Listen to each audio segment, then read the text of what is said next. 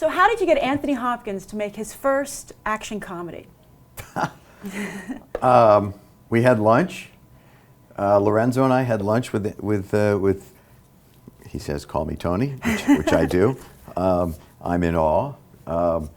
And he was so gung-ho. And when we were making the movie, he kept saying, I'm having such a great time. So, you know, I think he had fun. And we sure had fun. But he's just brilliant. He's just brilliant. Well, he's not the only one trying something new for the first time. You here have some major location shoots. Paris, London, Moscow. Yeah. How was it as a director, you know, handling something like that?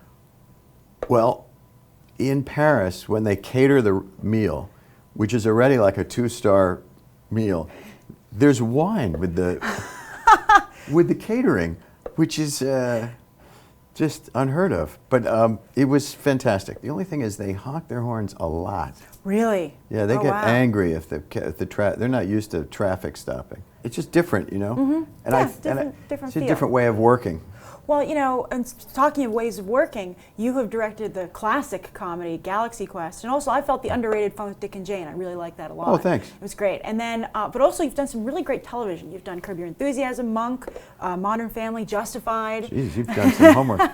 Well, tell me, you know, as TV gets better and better, how do you think film is differentiating itself these days? Well, that's a hard question. I mean, look, film is becoming a global business. Mm-hmm. And so, as a result, the movie business is starting to narrow its genres. Interesting. So the domestic filmmaking is now, you can see it, it's moving over to television. So there's incredible writing and incredible talent in television. Definitely, yeah. So a television is, I mean, I always went back and forth between the two. I love television. It's fast, the writing is fantastic, and the talent is fantastic. And so, and it's, you have more freedom to, well, I have anyway, doing pilots and doing even episodic, you have freedom to try things, you know. Mm-hmm. But the difference, you know, Hollywood is making bigger tentpole style movies.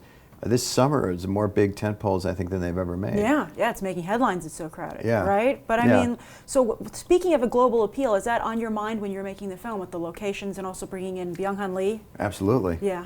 Oh, that's funny. We bringing Byung-hun in, you know, initially that was written for an older character, but Lorenzo showed me one of Byung-hun's movies, and then I looked at 2 or 3 others, and I was like, wow. I mean, he's phenomenal. He's a phenomenal actor. Oh, wow. Oh, Yeah. no, he's a phenomenal actor, and his Korean movies are just outstanding. And so, on top of that, he's an incredible martial artist. So, you know, to get the two is a huge. That's why he's a huge star. Oh yeah, totally, yeah, and yeah. So it's nice to see that coming over to U.S. film. Yeah, no, he's really an accomplished actor. It was really great working with him. The nicest guy in the world. Oh really? Oh good. I'm gonna interview him tomorrow, so Oh my I'll tell God, him you said he's a that. good guy. Oh, he's the best. He is the nicest guy.